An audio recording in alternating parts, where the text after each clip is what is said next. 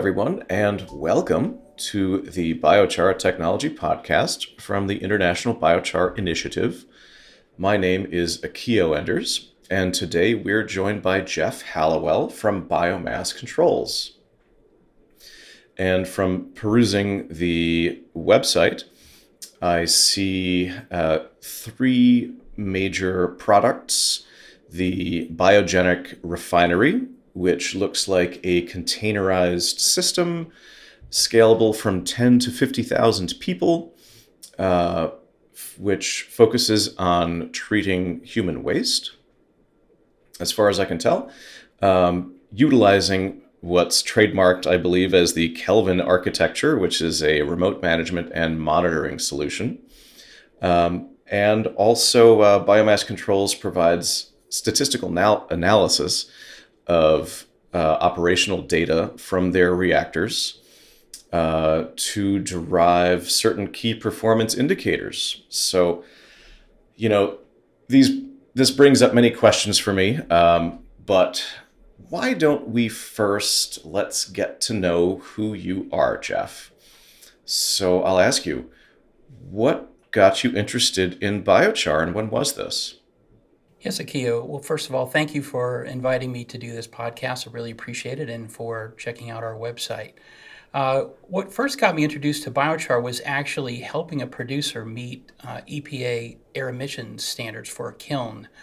They had actually spoken to a technology supplier, and they had recommended us to work with them on being permitted. So we kind of didn't come in directly. We came in through the air quality side, which is a little different than other folks, I'm sure.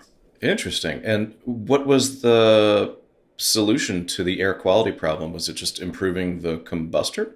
It was producing a catalytic solution where we had to then control and mix the air to make sure, first of all, that we didn't, that the catalyst wasn't working, but also that it wasn't so hot that it would ruin the catalyst because the catalyst has temperature limitations of how it runs as well. So it was temperature related and it was air to fuel ratio related as well. So flow rates, and making sure again that we were cleaning up all the PAHs, the VOCs, the CO to make sure that they could pass the EPA requirements. Nifty. And that, I mean, now I have got a better understanding of the company name Biomass Controls.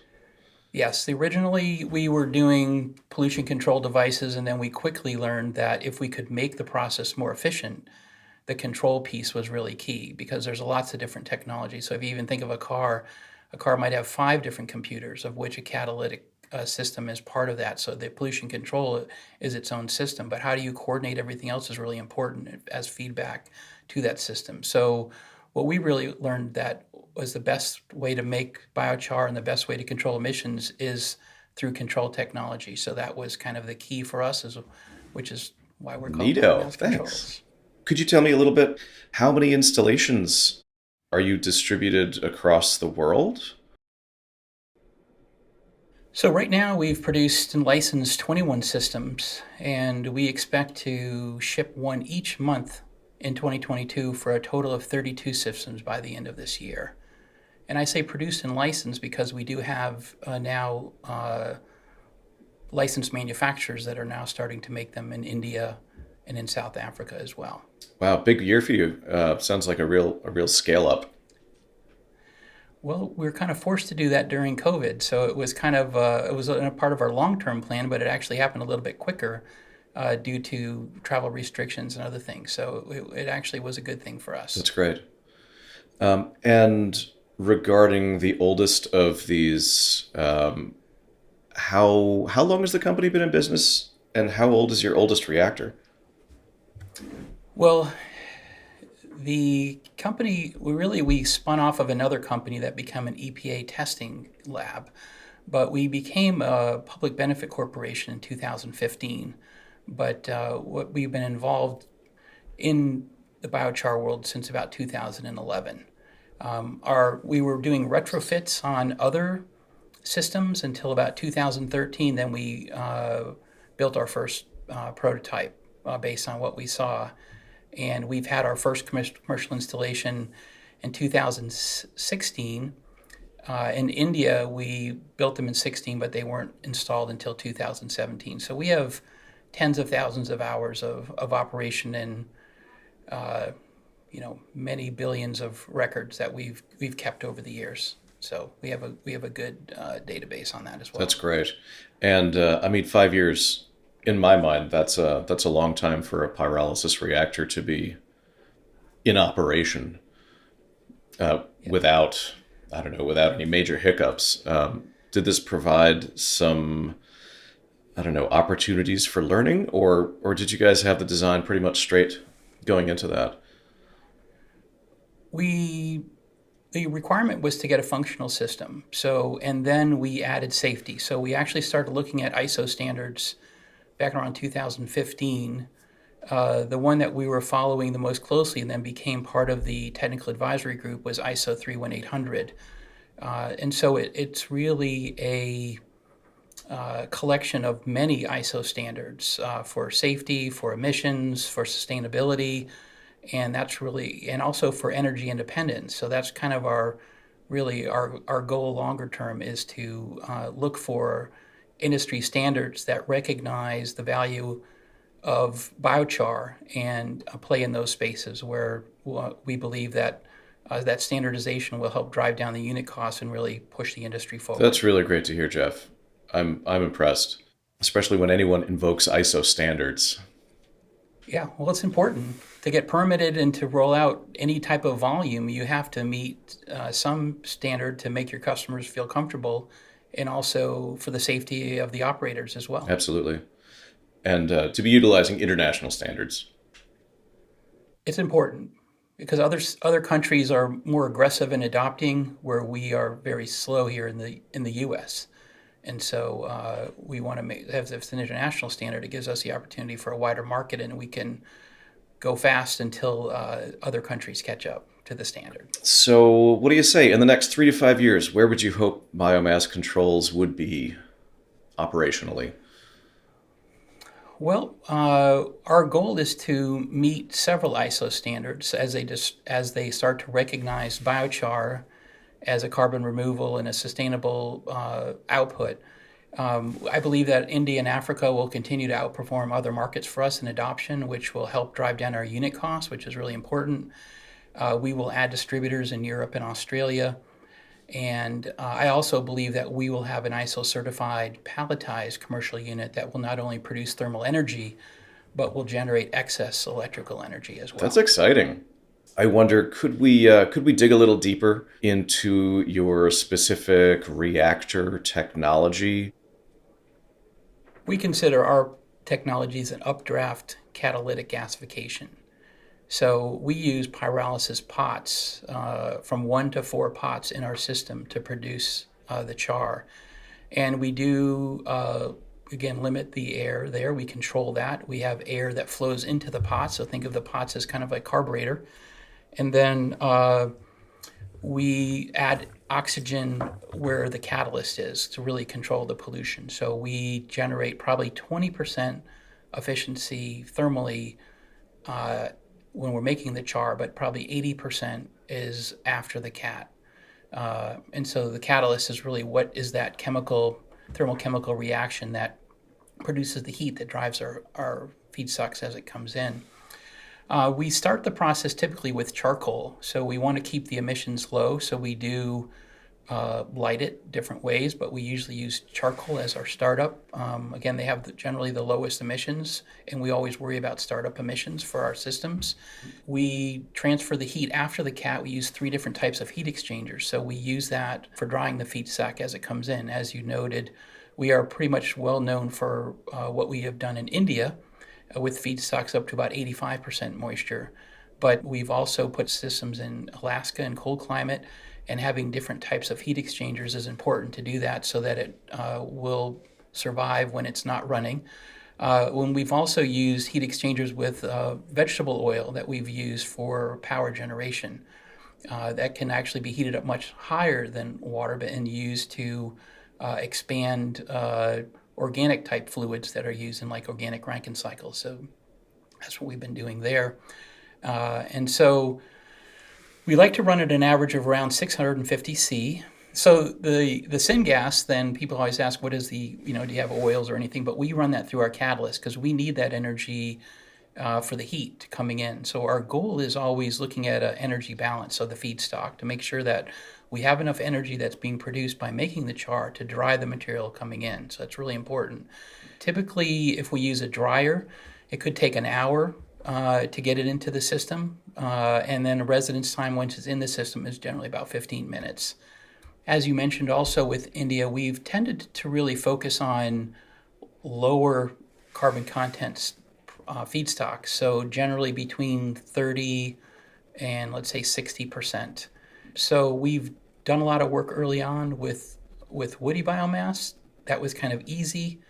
I think it gets harder when it gets wet and when the carbon content goes low so that you're not using that content, you're using more of the volatiles and coming off the gases rather than the carbon. So that seems to be more of a challenge. And so typically, even like with manures, manure only has 50% carbon when you start. So a lot of the things, textiles, other things that we do, food waste, we're looking at biochar that comes out with a carbon content between, let's say, 40 and 60%. And generally, the reason is our feedstocks are usually very high in inorganic materials. And so in some you'll see silica or sand, certainly in the septic business and the manure business, you'll see that. But also in some of the textiles that we run through, you'll see a lot high inorganic material as well. And those can be difficult to process. And I think that's one of the unique advantages of our system. Right, the low hanging fruit is the woody feedstock, but as soon as you start challenging yourself with high ash content, high moisture content feedstock, that's the nugget right there. Jeff, if I could circle back around, yes, I mean I see the carbon as potential energy and also potential recalcitrant carbon or biochar. And so there is that trade off then between carbon utilized for drying the feedstock, and if you're challenged with very high moisture content feedstock, then as you mentioned, efficiency is very important. And I wonder, do you have any idea of what the yield is, what your carbon yield is on an ash free basis? Yeah, we could do, like with woody biomass, we can get in the 90s%, in the 90, 95. We have test data that can show that. But again, I would consider that fairly easy. Woody biomass is usually fairly consistent. You can pre-process it to get the moisture levels good. The energy level is usually fairly high. It's really when you get in these diverse materials. And what we've really been focusing on are organic materials that are generally headed to a landfill. So those are really the big issues. If you recycle well and you sort through all your trash and you pick out your metals and your plastics, what you're left with is still carbon-based material that is, we call it biogenic because it might be from organic rather than being organic itself, like a manure. We consider that a biogenic material. But even in the US, I think 95% of human waste goes to the landfill as well. So being able to process that, the business model is really based on the tipping fee. So that is being hauled somewhere. In a lot of places, landfills are being closed or they're being hauled farther and farther. And that price goes up and up. And so I think it's a really good opportunity for carbon removable biochar market is to process that locally and not do the transport and not do the dumping and not putting it in landfills where it'll sit for hundreds of years and to recover that. And because it can still be used for odor filtration, water filtration, it still has some use. It can also be used, obviously, for soil as well. So we can't continue to take all those nutrients and put them in the landfill. They need to be returned back to the soil or be reused at some point. So it's just not sustainable if we keep taking our nutrients out of the ground, especially carbon, and through plants and food and other things, and keep putting it in the landfill. So as things become more expensive and as fuel prices continue to go up, which they are right now, that drives the tipping fees up, which makes, again, making the biochar locally much more sustainable. And so it really does track with energy and it tracks with with tipping fees. Yeah, absolutely. And I mean, if we were to wrap a life cycle analysis around that bubble, you're really limited to how much transportation fuel you can use while keeping everything carbon neutral or carbon negative. Correct. I mean, we believe just like in the computer industry, I mean, it started off being centralized, but as we got cheaper, faster, smaller, it became decentralized. And centralized models are not going to be sustainable because you have to bring feedstock from farther and farther away. And so and then you have to bring it once you've made it, you have to bring it far away. So you're becoming in the trucking business more than you're in the biochar business. So we do believe in the decentralized units. We believe everywhere there's a dumpster, there should be a biochar machine there, and we should not be hauling that away. We should be recovering that locally. So, as regarding decentralization, going back to the website tidbit, systems that can support what 10 to 50,000 people. When you say 10, that means 10 individuals, not 10,000. Yeah. It starts at 10 because in some areas, like in Alaska, they don't have even a septic tank. They don't in the winter. Where do you put your waste? They put it in a dump, which is usually uh, materials frozen as soon as they go outside, so it just sits there until the spring. But there really is no way to recycle it. So for some folks, a small system is viable when they have nothing, no infrastructure at all, which could cost millions of dollars to build a system that can handle, you know, people's waste in remote areas. So our smallest system actually is for 400 people, and our largest right now is about 30,000 people. So it is a wide range, but again, it depends if it's mixed waste, and that's one area where I think the biochar standards are really looking at single feedstocks, where in most communities they'll mix organic material together. They'll put manures with food waste and other types of things together. And so just like you would in your compost, but a lot of things that I see are more single stream feedstocks, which I think are going to be very difficult to find unless it's those are easy. Let's just say those are easy to do. The harder ones are going to be the mixed waste streams, which is what we're focusing on. Right, especially as the mixture ingredient proportions change over the seasons based on availability. And I mean, I might be going on a tangent here, but is that where the monitoring and statistical analysis of the data comes in?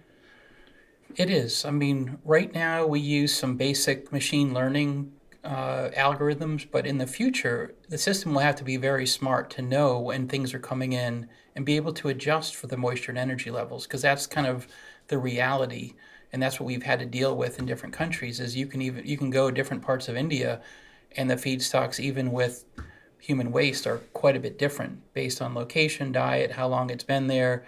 And so the same thing happens in the woody biomass. What type of a tree, what's the moisture, how long has it been down? And so the energy level, obviously goes down over time, but being able to adjust for that to still make a good product and be clean, it has to be smart. And so I believe that, a lot of the things that are, machine learning and AI and everything is going to be extremely important to biochar down the road, just to meet the EPA and other regulatory standards, because generally they follow whatever is the cleanest technology. So whoever will be clean will win, and a lot of it is based on best available control technology. So if you're not clean, even though you have a great system, you will not be able to be permitted as the systems roll out and then as regulations become more mature. So it's been important to us since the beginning, and I think it'll be more important, especially with these higher moisture feedstocks down the road, because they do produce more emissions than other systems. So we have to be very sensitive to that and have a plan for that. So that's kind of part of our secret sauce. Really cool. I mean, this is kind of blowing my mind right now. Am I correct in understanding that, I mean, you just put feedstock in this thing and your unit will be able to sense the energy going into the feedstock and how the feedstock reacts. And so it's not so much we need to analyze the feedstock prior to introducing it to the system. It's the system analyzes the feedstock as it's running. It does do that, but we do have basic pre-processing. So in some areas, we do drying. Like we know if it's 85% moisture, we know we've got to use heat to dry it as it's coming in. We don't wait until it's 85% moisture coming in. And so we start off with some basic premise. If it's textiles, we know we have to grind it to get it into a similar size. And if everything is in a similar geometry, then we know it will process fine and it's very easy to adapt then. So we do have some variable assumptions going in. In some areas, we might degrit, we might try to take out some of the inorganic material. Again, we might grind or pre-process. It might have other materials in there. So, but there's always a wide variety. So when, some material comes in at 35% moisture and some comes into to the beginning of the system at 85. So we have to be able to know that. We have to be able to adjust, and so it's within a range. So it's not just drop anything in. It's not the car from Back to the Future where you can just throw a banana peel in and it works. You definitely have to know a little bit about it, which you will know. But I do believe longer term, we should already know the density and it could be routed to a drying area as it's coming in. There's certainly sorting technology to do that. But again, our initial goal is to get the unit cost down, not to make it more complicated, to make it simple so that it can be deployed widely. But I do believe there will be applications where sorting will take place by density. It'll know what it is. It'll know a banana peel from a piece of wood, and it will sort it out, and it will do different pre-processing. So I know that's inevitable. Jeff, this is really nifty. I love everything that you're saying here, and I'm so glad that we have the opportunity to chat, just to get a grasp on this. System flexibility. Sure, there's some high level feedstock parameterization, but then beyond that the system does its own sort of bottom up adjusting within certain parameters. I really like that. And also the decentralized aspect of things. I mean, of course, there's economies of scale that need to be rallied against in some regard. But yeah, decentralization, as far as I'm concerned, is the way to go. And yeah, so I have this whole group of questions that I wanted to ask about feedstock parameters, but I think we've addressed most of those in that really anything. Anything in any quantity, it's just a matter of designing the equipment to accommodate that within reason. Correct. But obviously you can get smarter about some feedstocks. So we have, you know, done repetitively some feedstocks because we want to get really smart at it. So it is about building up the rules and building up the knowledge. Uh, and so, you know, we don't want to just say anything. We're trying to focus again on our biggest market probably right now is in textiles, where there's probably a bigger need. But there are other solutions out there for human waste now where there weren't 10 years ago. But I think textiles is a big challenge that we've been focusing a lot on lately because there's a lot of it. Hundreds of millions of tons get dumped every year, and figuring out how to do that is kind of our next challenge as kind of some of the human waste pieces is becoming more mature. And one question that just popped in my head regarding textiles, does that include synthetic blends, like your cotton poly? Right now, no, it's sustainable fibers. We're working with, in a lot of countries, especially Europe, there's this producer responsibility where if you sell a product, you're responsible for the life cycle of that product. And as more and more companies move to sustainable products in the textile area, they are looking for ways to process it. And there's really a limited way they can do it. They can compost it, which can be difficult and take a long time, or they can make char from it. And so what we're basically advocating for is not using acres and acres of space to pile up textiles and wait till they decay and create methane, but to process immediately using our technology. So it is working with the producers because I really think that is the longer term market. It's not working with municipalities or consumers. It's working with people who are making those products. And as the producer responsibility regulations get tougher and tougher, they will be looking for solutions, I believe, like ours, on what is the best end of life for them, and that's really going to be part of their LCA is what does happen after they sell that product and where does it go. And for most corporations now looking at sustainability, they're more concerned than ever that their product does not end up in a landfill, that it actually has some type of sustainable life. And so that's what we've been working on. Yeah. And sorry if I keep going down this path that may or may not be related to pyrolysis specifically, but for example, the textiles. Is this pre-consumer or post-consumer? Post. This is not a residue from a manufacturing process. This is after a consumer has used the product. Okay. And so then how does this work? The consumer would take their denim pants that are just not useful anymore and they return it to the producer that has a pyrolysis facility? Well, we're actually focused more in the absorbent hygiene products. Uh, so it's not for jeans, it's for things like we started with menstrual products, and now we're moving into other types of absorbable hygiene products that have a very short life, less than a day, and uh, and fill up generally about 10% of landfills. So those are the feedstocks that we're looking for. Again, think about landfills more so than anything else. So it's a huge market, and it definitely needs a lot of solutions. It's big, and a lot of them are sustainable. A lot of them are they're made with cotton. A lot of them are made with recyclable plastics. A lot of them are using now bamboo fibers and other types of things. So there is a lot of you know areas there for opportunity for the biochar community. Righto. And so, with all of this sort of flexibility in, I don't know, application, is there a profile of the best owner operator?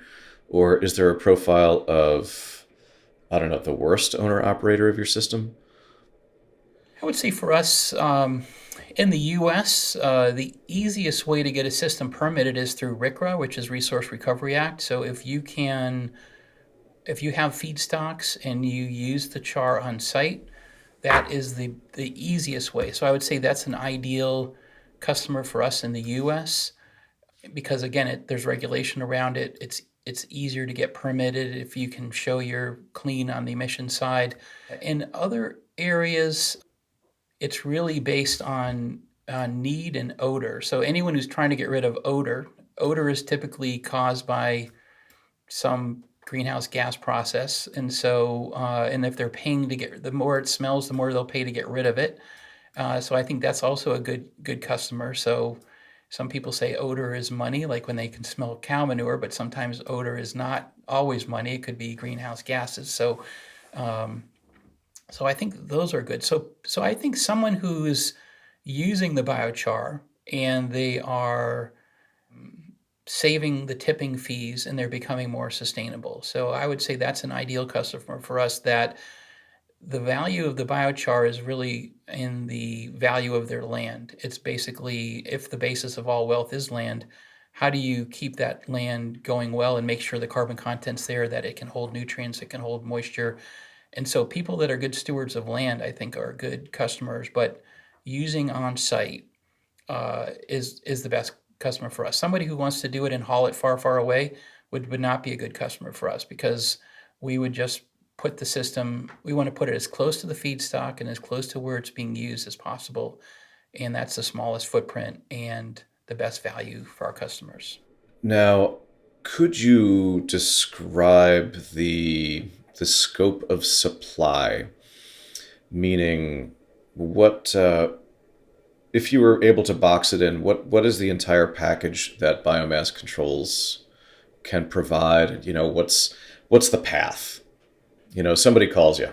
Right. So most of our requests come from word of mouth. And so that's why maybe our website isn't as up to date as it should be, because a lot of information is spread around the communities, or it's from published literature that they find out about us. One of the things I might do is connect people with partners in their area, like in India or Africa, or we have people in the Pacific now that represent us. So we would definitely try to work with them the best we could. Okay. And it sounds like there's going to be some feasibility consultation from the get go. What's your feedstock? What are you going to do with the char? And does there need to be, feedstock pre-processing as part of the package, or perhaps biochar product packaging? Yeah, so the first thing we typically do is if after customer contacts us, we look at the feedstock. We might run some samples through and send it off for testing to see what is the elemental analysis, what's in it. We certainly look at the moisture levels as well, and then the energy levels. Sometimes we just do a biocalorimetry test on it, but just looking at what is the energy level. And then we look at the volume and then what type of pre-processing. We like to process material as fresh as we can because it has the highest amount of energy. And so how do we move it? So I think what becomes more challenging along the way is conveyance. How do you get the material in and out of in the system? Well, really in the system. So different feedstocks like human waste, woody biomass, textiles all have different characteristics of rheology or stickiness, of geometry, how they move, what jams. So sometimes we have to use different conveyance technologies for different feedstocks. So understanding if that's something we've done or have experience with, and then run it through and make sure that it works first. So we do have a lot of R&D systems here that we use to characterize the material, run it through, test it, and then we look at what can we do to tweak it as far as pre-processing or other types of things to make it more efficient. And then what changes do we need to make to our controller or to our Kelvin architecture so that we can monitor it? Because I really do think we're moving more, especially with the carbon credits, more to kind of an evidence-based biochar where we do need to have all those metrics and we do need to be tracking it and we do need to be showing when it came in and everything. So I think building, figuring out what do we need to measure to make sure we're successful and what is our goal. And I think that is also really important. Some customers come to us with just want to reduce volume, and because hauling moisture-based feedstocks is very expensive. But then when they realize the carbon value, again, increasing and getting the highest amount of carbon out of the product is important as well. So it's a balance. Great. And of course, this is a very difficult question to answer, but what does it all cost? Well, in the beginning, we were pretty much selling our units, and they would start at around 200,000 and go up. But under the ISO standards, you have to maintain a 10 or a 20-year operation, and a lot of the carbon contracts are also usually 10-year. And so providing a lease, what a lot of people want is they want to spread that out, they want to lease, and they want to make sure that they have the data that's being collected because they need that for their credits. And they want to also make sure that for availability that they get the parts and systems there. So we're really have been moving more towards leasing recently. And, leasing would be 50,000 a year and up, depending on it. And in some sites, we cascade systems. So we have multiple systems, and they do that for high availability. So sometimes it's not just about the throughput, it's about the system can never go down. And the only way to really do that for us is to cascade and put two systems next to each other so that if one is being maintained, that the other one is still working. So again, it depends on the needs of the client. Sometimes they want to pay us based on what's coming in. Sometimes they want to pay what's coming out, and sometimes they just need it to work all the time. So we're a lot more flexible. But I would say that the longer term scenario is going to be more lease based because that's the only way to maintain the ISO standard and to also provide the evidence that the system is running. And it is going to need some type of data monitoring, whether the client does it or we do it. But we're kind of optimized to do that for them right now, so we would prefer that. Yeah, and I'm willing to bet that the lease option really improves accessibility. It does, and what it also gives us the opportunity is to swap out that technology during the lease and put in cheaper, faster, smaller systems that are better and better, so they don't get stuck with a technology that's 10 years old at the end of the lease, that we can swap those out during the lease. And that's really why we're moving towards a palletized system where we can just literally drop it in and hook it up in less than a day and have the new system working. So that is really our goal with the leases. It's not to give someone something for the next 10 years, it's to give them the ability to us to really focus on performance and swap out that system and improve it over that 10-year period. That's really great. I mean, you're not leasing hardware, you're leasing capability. Correct. So it's really sometimes referred to as infrastructure as a service. You're basically saying, we have this feedstock, we want to make biochar, we want it to be up, we want about this much, our goal is to have this much percentage carbon. And those are the really good things where the value is there recognized, and the infrastructure of having it working and reliable with the data to prove it is a really good customer for us as well. All right. And so on the flip side, um, as regards income from these systems, or how do we pay these systems off? Um, this is another difficult question to answer because it's so feedstock specific, situation specific. So let me ask: are there biomass controls units that are participating in these in the fairly new carbon market world?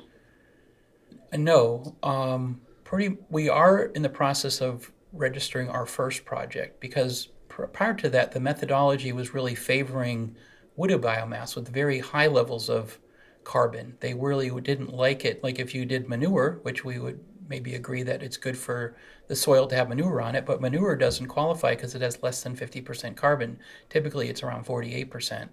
And so we hadn't been doing that, but we do have blends of feedstocks now that are over the 50% that allow us to do that. But our customers primarily pay for the system based on the tipping fees. So the biochar, any carbon credits are just upside. So if the credits went away, they would still be fine.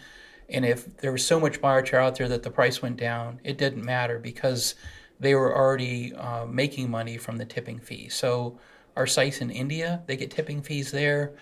And that's really the basis of how they operate and run the system. So I think that's a good model because it's regardless of what people love about biochar and how they're going to use it, it only gives upside to the operators. If they do a good job, that biochar will be worth some extra money for them, so they can be very profitable. And the same thing with the carbon credits. We do have some corporate sponsors for carbon credits now, but I see that happening more and more where it's producer led, or corporations are basically saying we want to help our producers become more sustainable, and those tipping fees and those credits longer term are going to be really helpful to keep the supply chain low and make it a good economic value for everyone there. So not just the circular economy of saving the planet, but also the economic economy of corporations helping their producers become more sustainable and make biochar as a way to meet their corporate goals as well. So I think it has several different roles there. Well, and certainly, I mean, you can't argue with tipping fees, right? That's if some enterprise is already paying the tipping fees, avoidance of those is instant income. Correct. If you have to, my philosophy is if you have to pay for the feedstock, or even if you get it for free, you're not going to make any money. You have to get it. People have to pay you to take it to really make money in this industry. I think in that long term, I think it'll be more and more important that people get paid to make the char, and there are models where that is happening now. So that's just what we've been kind of basing it on, and that's why we're really looking at feedstocks that have high value and that pay the highest tipping fees. That's interesting perspective. I'm happy to hear that. Yeah. And as regards regulatory compliance, it sounds like you work with all of your customers to ensure that to work with whatever local authorities to ensure that the system will fit under the regulatory umbrella. That's correct. I mean, we typically work with the local Department of Health. We work with the different states, whether it's in India or the U.S.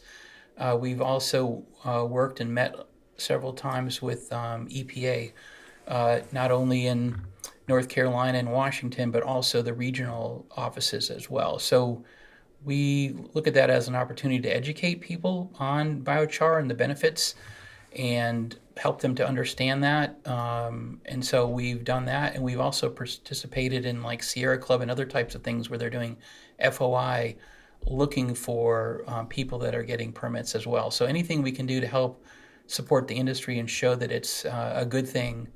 The permitting process can be subjective under RCRA, which I would highly recommend for folks on the Resource Recovery Act.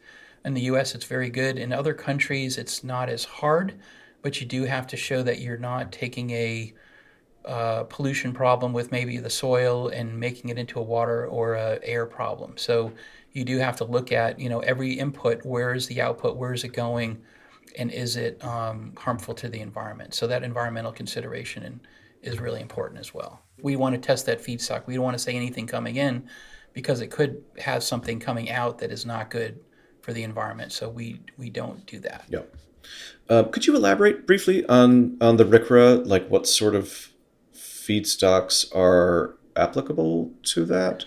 Well, under RCRA, I mean, if you're a producer and you are not taking any feedstock in and you are using the biochar there, then you're eligible under RCRA. So it's basically to keep people from hauling material away. So it's perfect for a distributed model. So certainly farms meet that. So any ag residues, basically processing and keeping those residues on site.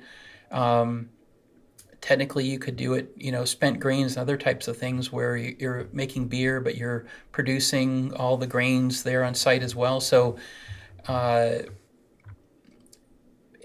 that's really that's that's RCRA is really it. So like in Alaska where we're running there, the material is generated there and it stays there. So even though it's human waste, it's not leaving their location. So it's generated there and it stays there. So that's the easiest way to get it done, and it's probably the most beneficial again. So it doesn't create a pollution problem at the site, and they don't have to incur the cost of hauling it away, which typically they're not doing, which is why our systems are applicable there. Yeah, that's great. I mean, it sounds like icing on the cake right there. Yeah, as you know too, like manures, a lot of farmers, especially in the Northeast or in the colder climates, they have to store it up because they can't spread it in the winter. And so reducing that volume, turning it into biochar so that it's more sustainable, nutrients don't run off into the water supply. It's very good. And also it adds, of course, to the durability where fertilizers and other types of things, wash away after 4 to 6 rains. That biochar will be in that soil for hundreds of years, ready for the plant. So it's just a really good way, I think, to process ag residues and other types of plants products as well. But human waste, there's a lot of communities that create their waste, and they certainly have a lot of opportunities to leave it there for erosion control, filtration, soil amendment. So I think we'll start seeing more community led systems that will fall under RCRA as well. I know that there's some that are going through permitting process right now. Oh, well, that's great to hear. Yeah. Super important. All humans produce human waste, and it's very high nutrient content stuff. It has as much energy as wood. And as you know, it's renewable. We will always have it. Does it really have as high a heating value as wood? It does. Wow, that's amazing. I never would have thought. Never would have thought of that. Yeah. And Think of it as a wood pellet with 85% moisture. that's too much. Quick little tangent. You've heard of peak phosphorus? The concept of peak phosphorus? No. This is okay. Let me blather for a hot second here. So, it's one of the three plant macronutrients, right? NPK. Yes. ever since the Green Revolution, 1950s or something like that, where synthetic fertilizers became, the way to go, phosphorus has been mined from islands in the South Pacific, for the most part, which are on migratory bird pathways. So for millennia, birds would stop by these islands and poop, and their poop would collect and fossilize and created these incredibly phosphorus rich deposits, uh, which is where humanity has mined its phosphorus from, which are running out. And that's a real problem because, the phosphorus that may exist in, say, the Mississippi River Delta because it was runoff from fields or, you know, that is then diluted with lots of other useless or harmful inorganics, like soil or silt. And then it's not worth applying at that point. You can't put it in a fertilizer hopper and drive down your field. You have to basically scoop all the dirt up and spread that on your field. Nobody's going to do that. So yeah, resource recovery is huge, especially as regards to phosphorus. Yeah. I knew there was a lot of early industry in the US was guano, which I used to think of as bat poop, but it's any bird. So that guano market was a big one. I believe it was for things like phosphorus as well. So, but I wasn't aware of the islands in the South Pacific. That's very interesting. Yeah, that's a major issue. I mean, probably even more anxiety producing in my mind than peak oil, for instance, because there's a solution to energy, solar, wind, and so on. Right. But there's no solution to replacing an inorganic element. Yeah, inorganics are extremely important. I believe now we get a lot of our phosphorus from Afghanistan, which they say will be gone by 2030. Yeah. So that will continue to go up. And I've been told that recently, like urea has gone from 200 something a ton to like 900 a ton. So it's some of our fertilizers are absolutely going crazy in the last few months. So, and it will continue to get bad, which will affect food pricing. There's no way they're going to keep food down if those nutrients are really high. Yeah, yeah, yeah. I mean, as regards urea, I think that's more an energy cost issue Yeah, because, the nitrogen comes from the atmosphere. right. They have to produce it, which yeah takes a lot of energy. Yeah. So anyway, I digress.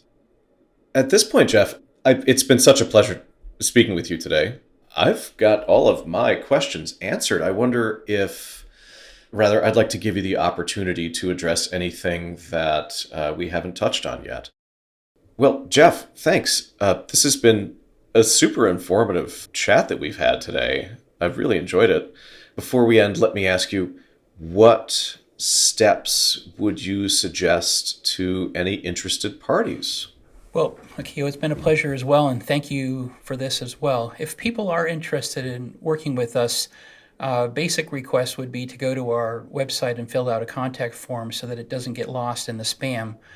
We are really looking for producers and we are looking for partners. So if you are an end user or an operator, please try to contact whoever you're working through so that we can streamline and give you the best coverage, the best value, the best support we can. So in your country, in your industry, and with specific feedstock. So think about that as well.